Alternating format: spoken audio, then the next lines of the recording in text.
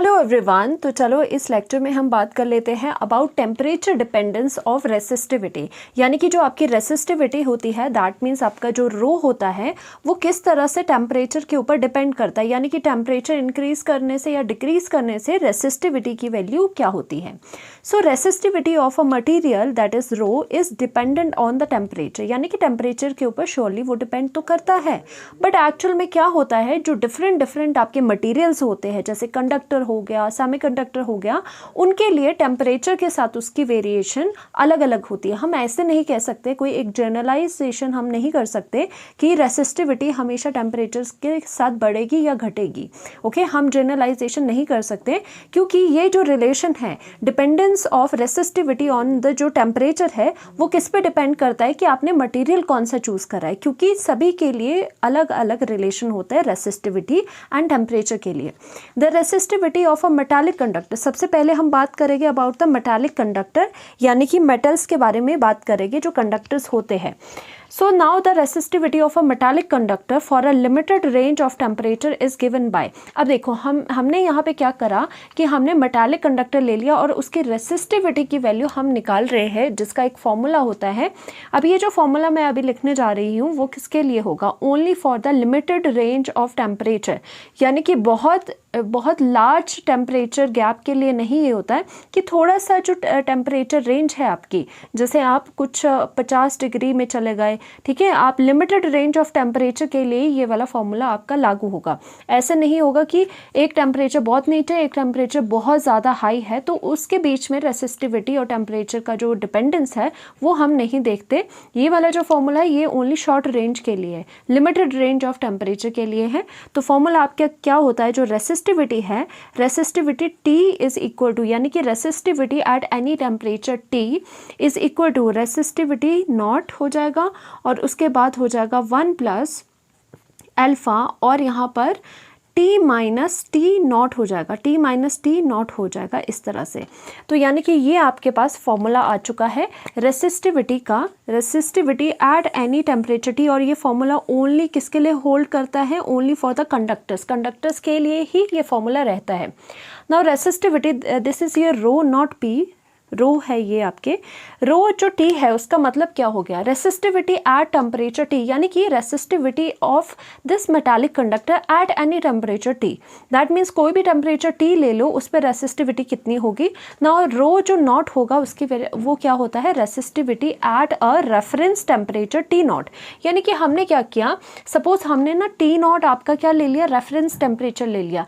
Like ऐसे समझ लो, suppose हमने T नॉट को 0 डिग्री सेल्सियस ले लिया, अब उससे हम ऊपर टेम्परेचर लिए जा रहे हैं, तो यानी कि एक आपका रेफरेंस टेम्परेचर तो होना चाहिए। तो वो रेफरेंस टेम्परेचर जो होता है उसको हमने क्या मान लिया, T नॉट मान लिया उस रेफरेंस टेम्परेचर को, और इस टेम्परेचर पे जो आपकी रेसिस्टिविटी निकल के आएगी उसकी वैल्यू होगी आपकी, वो होगी आपकी रो नॉट। तो resistivity at a reference temperature T not आपकी कितनी हो जाएगी, रो नॉट हो जाएगी। Now what is alpha here, alpha is the temperature coefficient of resistivity. Now alpha क्या है, टेम्परेचर कोफिशिएंट है रेसिस्टिविटी का, जो अभी हम आगे बात करेंगे एक्चुअल में ये होता क्या है ना। अब डायमेंशन ऑफ अगर अल्फा देखने हो कि डायमेंशन ऑफ जो ये कोफिशिएंट है टेम्परेचर कोफिशिएंट, उसके आपके डायमेंशंस क्या होते हैं, तो आपको पता होना चाहिए इसके डायमेंशन होते हैं टेम्परेचर का इन्वर्स कर दो, ठीक है, टेम्परेचर इन्वर्स इसके आपके यूनिट हो जाएंगे। तो यानी कि हमने सबसे पहले ये सीख लिया है कि जो आपका resistivity at any temperature T उसकी वैल्यू इतनी होती है, किसके लिए, for the metallic conductor only. Now जो हम बात कर रहे थे अबाउट द अल्फा, अल्फा हमारा क्या होता है, टेम्परेचर कोफिशिएंट ऑफ रेसिस्टेंस या फिर रेसिस्टिविटी होता है अल्फा। एक्चुअल में इसकी वैल्यू एक्चुअल में क्या होती है कि it is the temperature, it is the change in electrical resistance, यानी कि बोला जाए तो it is the change in the resistance of a substance with respect to per degree change in temperature. Okay, यानी कि आपका कितना चेंज हो रहा है रेसिस्टेंस में किसी सब्सटेंस का, ऑफ अ सब्सटेंस, किसके with respect to per degree change in temperature. अगर आपने पर डिग्री से टेम्परेचर में चेंज करा तो आपका इलेक्ट्रिकल रेसिस्टेंस कितना चेंज हुआ, वो होता है आपका अल्फा।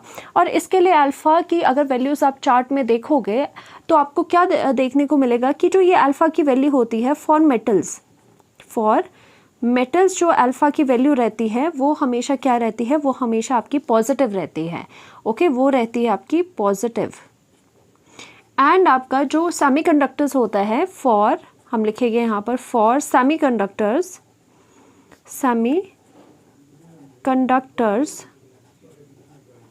जो अल्फ़ा की वैल्यू है आपकी, अल्फ़ा की वैल्यू है वो कितनी हो जाती है, वो आपकी नेगेटिव रहती है। वो कितनी हो जाती है, वो आपकी नेगेटिव होती है हमेशा।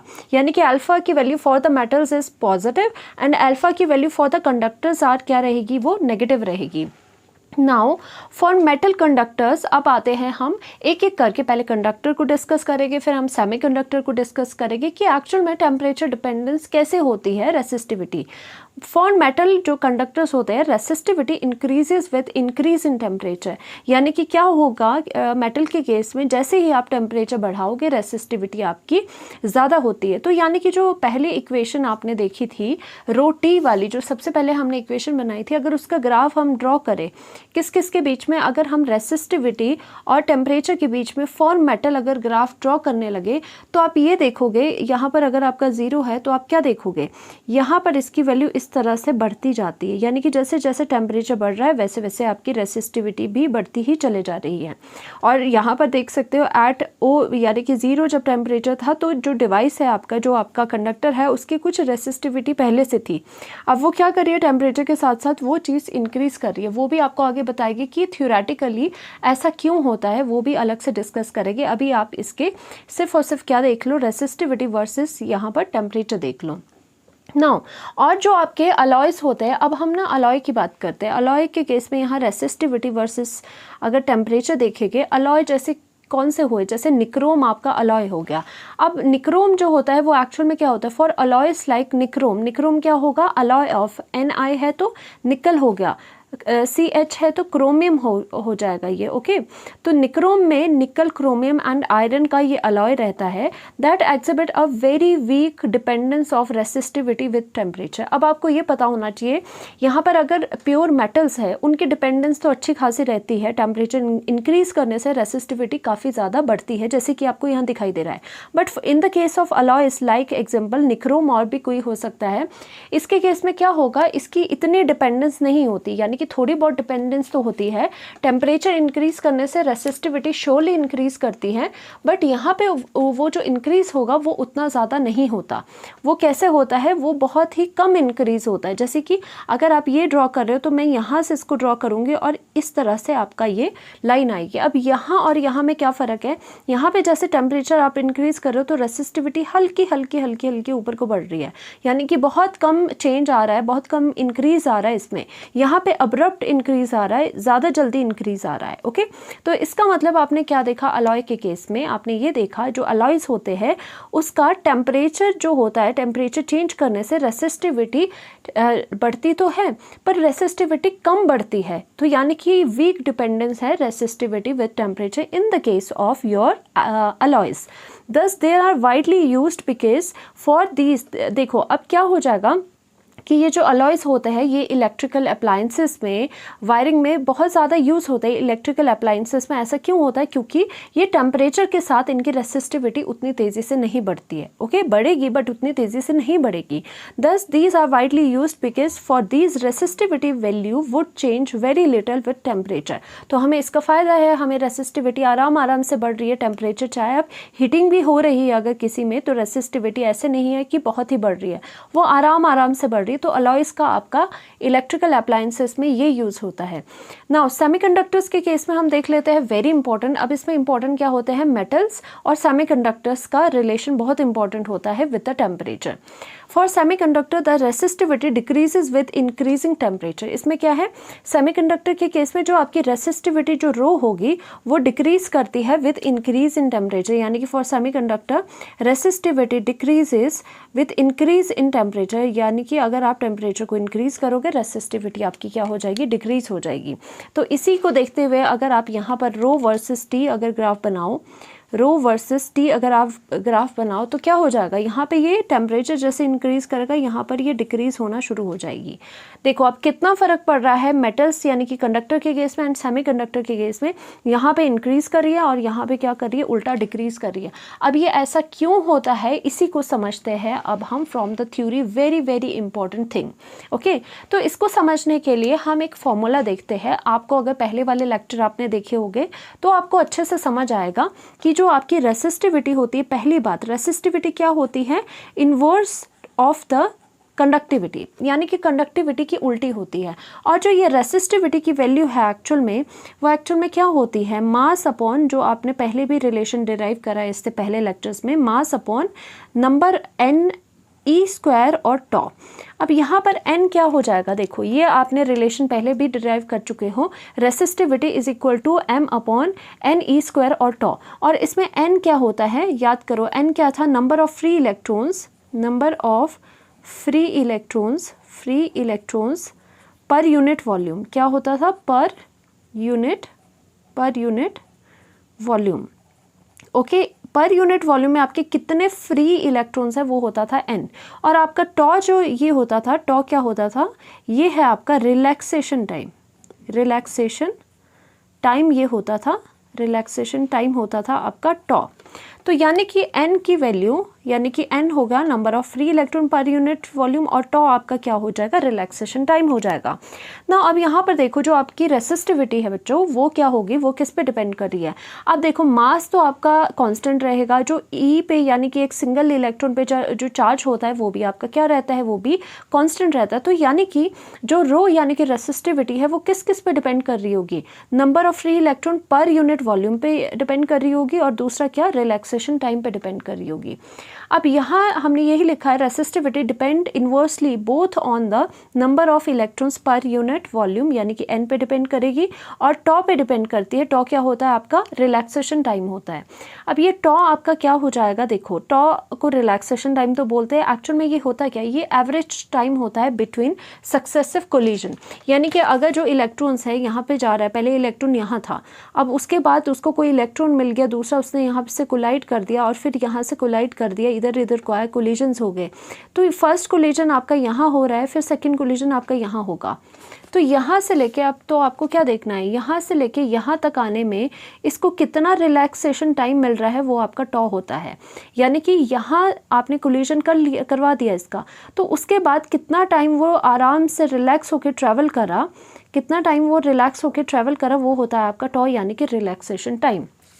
तो यही बात आपको यहाँ पे पता होनी चाहिए। टॉ क्या होता है, average time between two successive collision, between successive यानी कि एक के बाद एक जो कोलिजन है उसके बीच का एवरेज टाइम कितना है। Now free electrons are charge carriers here, और आपको पता होना चाहिए फ्री इलेक्ट्रॉन्स क्या है, वो चार्ज कैरियर्स है, जिनके फ्लो की वजह से, जिनके मूवमेंट की वजह से ही आपका क्या आ रहा है, वो आपका करंट आ रहा है। अब देखो हमने यहाँ से पता लगा दिया रेसिस्टिविटी इन्वर्सली प्रोपोर्शनल है, दो पे डिपेंड करेगी, या तो n पे या टॉ पे। अब इसमें क्या चीज़ हो जाती है कि अगर हम कंडक्टर्स की बात करें तो मैं आपको पहले ही बता दूं, कंडक्टर्स के केस में जो ये आपकी रेसिस्टिविटी है वो n पे डिपेंड नहीं करती, सिर्फ और सिर्फ टॉ पे डिपेंड करती है। और जो सेमीकंडक्टर्स है उसके केस में जो रेसिस्टिविटी है वो सिर्फ n पे डिपेंड करती, टॉ पे डिपेंड नहीं करती। उसके भी रीज़न है, ऐसा क्यों हो रहा है वो मैं आपको अभी समझाती हूँ। सो फॉर मेटल की अगर हम बात करें, n is not dependent on temperature, यानी कि टेम्परेचर राइज करने से जो आपकी वो वैल्यू थी, जो आपकी रेसिस्टिविटी की वैल्यू थी, कितनी थी, m upon n e square और टॉ थी।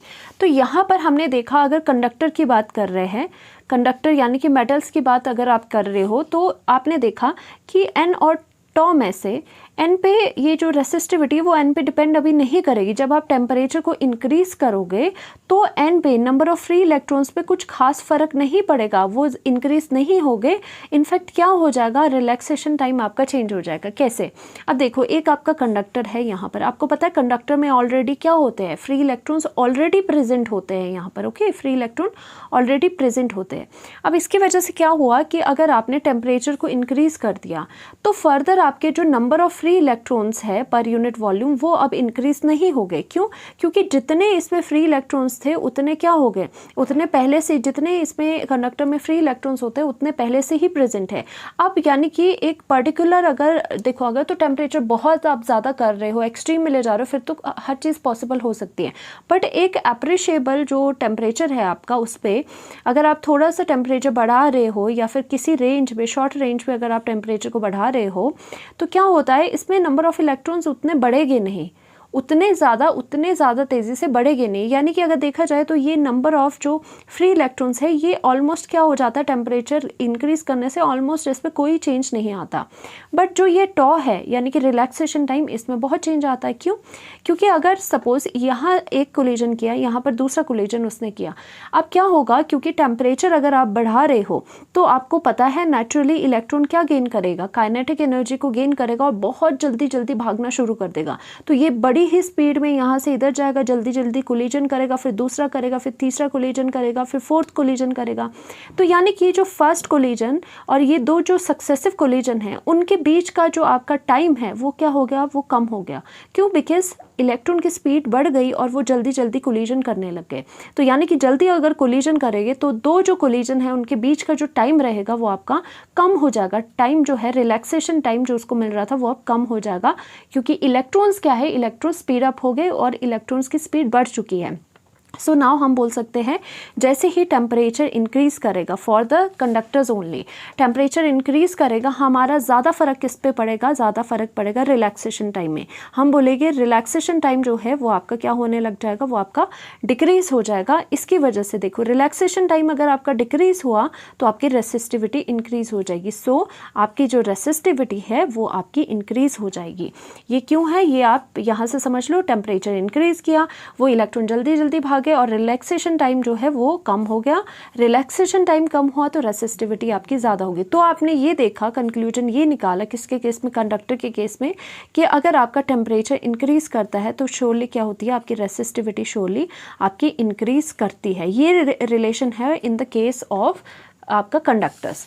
तो यहाँ पर भी वही चीज़ लिखी गई है, because metals have already present free electrons in them, increase in temperature will not produce further electrons to any appreciable extent. यानी कि इतना इंक्रीज नहीं करेंगे कि हमें वो दिखाई दे, वो मतलब चीज़ हमें दिखाई दे। हाँ, थोड़ा बहुत इंक्रीज करेंगे वो अलग बात है, इतना ज़्यादा इंक्रीज नहीं करेंगे क्योंकि मेटल्स में ऑलरेडी फ्री इलेक्ट्रॉन्स प्रेजेंट है। ठीक है, तो टेम्परेचर इंक्रीज करने पे एन पे इफेक्ट नहीं पड़ता अगर आप मेटल की बात कर रहे हो। So in metal only tau, metal के केस में ओनली टॉ पे फ़र्क पड़ता है ज़्यादा। Relaxation time will depend on temperature.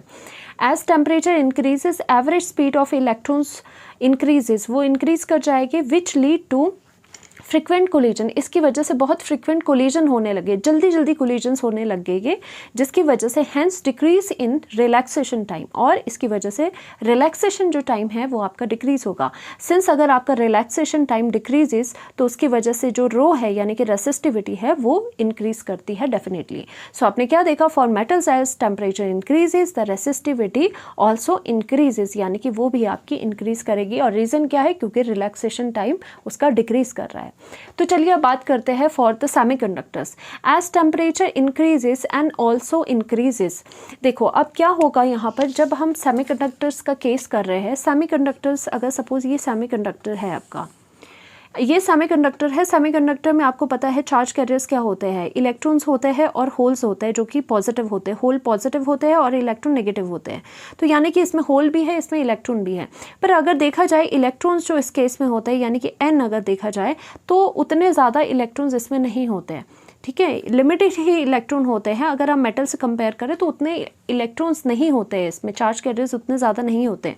अब क्या करें हम, अगर हमने टेम्परेचर को इंक्रीज़ कर दिया तो अब सेमीकंडक्टर्स में पॉसिबिलिटी होती है कि टेम्परेचर इंक्रीज़ करने से जो नंबर ऑफ फ्री इलेक्ट्रॉन है वो भी ज़्यादा प्रोड्यूस हो गए आपके, क्योंकि अभी तक ये प्रॉपर इसका इलेक्ट्रॉन्स नहीं आए हैं। जैसे कंडक्टर है, कंडक्टर में क्या होता है, ऑलरेडी फ्री इलेक्ट्रॉन चलते रहते हैं। अब यहाँ पे सेमीकंडक्टर्स में क्या है, अभी लिमिटेड इलेक्ट्रॉन्स होते हैं आपके पास। अगर आप टेम्परेचर को इंक्रीज करोगे तो यहाँ पर आपके नंबर ऑफ इलेक्ट्रॉन्स और प्रोड्यूस हो जाएंगे।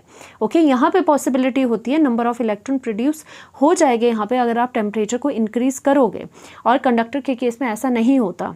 ओके यहाँ पर नंबर ऑफ इलेक्ट्रॉन्स आपके प्रोड्यूस हो गए।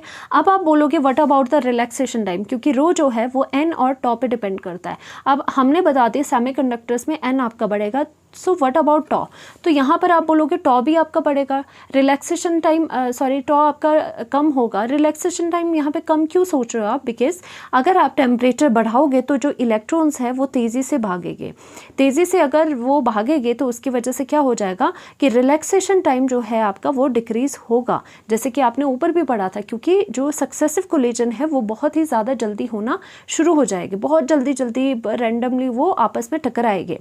ओके, अगर टकराएंगे तो रिलैक्सेशन टाइम आपका कम होना चाहिए।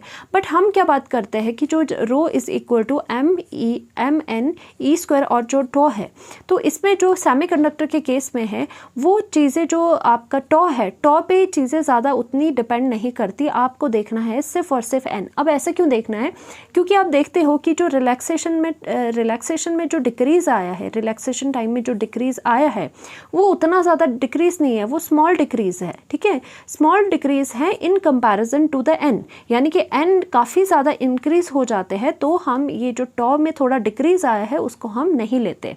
यानी कि आप दो चीज़ें हैं, एक में थोड़ा सा चेंज आया है, एक में बहुत ज़्यादा चेंज आया है, तो आपका ध्यान कहाँ जाएगा, जहाँ पे बहुत ज़्यादा चेंज आया है। तो यानी कि सेमीकंडक्टर के केस में एन में बहुत ज़्यादा चेंज आता है, टॉ में उतना चेंज नहीं आता, तो टॉ को हम ज़्यादा नेग्लेक्ट कर देते हैं और हम एन के विद रिस्पेक्ट टू रिजल्ट निकालते हैं, क्योंकि इसमें जो आपका सेमीकंडक्टर्स है उसमें क्या हो रहा है कि जो आपके number of free electron per unit volume है वो टेम्परेचर बढ़ाने से बढ़ रहे हैं।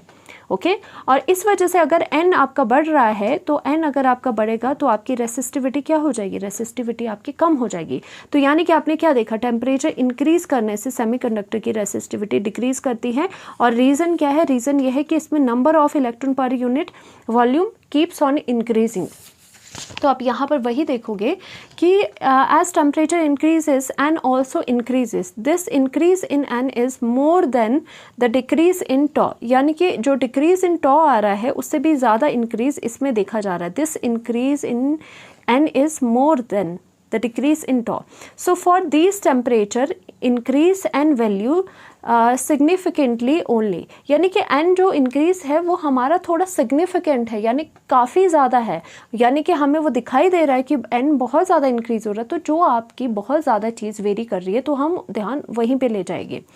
Hence with increase in temperature resistivity decreases, यानी कि हमने फिर क्या देखा, जैसे आप टेम्परेचर को इंक्रीज करोगे रेसिस्टिविटी आपकी डिक्रीज हो जाती है। किसके केस में, सेमीकंडक्टर के केस में, बिकॉज जो आपका रो है वो उसकी value M E square M upon N E square और टॉ होती है, और आपका m और e सेम कांस्टेंट है। तो यानी कि अगर आप क्या कर रहे हो, ये वाली चीज़ आपको नहीं देखनी है, आपको n देखना है। n आपका यहाँ पे क्या कर रहा है, इंक्रीज़ कर रहा है, तो आपकी ये रेसिस्टिविटी डिक्रीज़ करेगी, यानी कि टेम्परेचर इंक्रीज़ करने से आपका n क्या हो रहा है, मैं यहाँ पे लिख लेती हूँ, टेम्परेचर इंक्रीज़ करने से आपका जो n हो रहा है वो भी इंक्रीज़ हो रहा है। सो आपका जो रेसिस्टिविटी है वो आपकी डिक्रीज़ हो रही है। तो ये आपको बात पता होनी चाहिए इन द केस ऑफ सेमीकंडक्टर। यानी कि हमने देखा कंडक्टर और सेमीकंडक्टर्स के बीच में टेम्परेचर का जो रिलेशन है उनकी रेसिस्टिविटी के साथ वो आपका बिल्कुल ही डिफरेंट है। दोनों के लिए अलग अलग चीज़ें आपको देखने को मिलेगी। Thank you so much.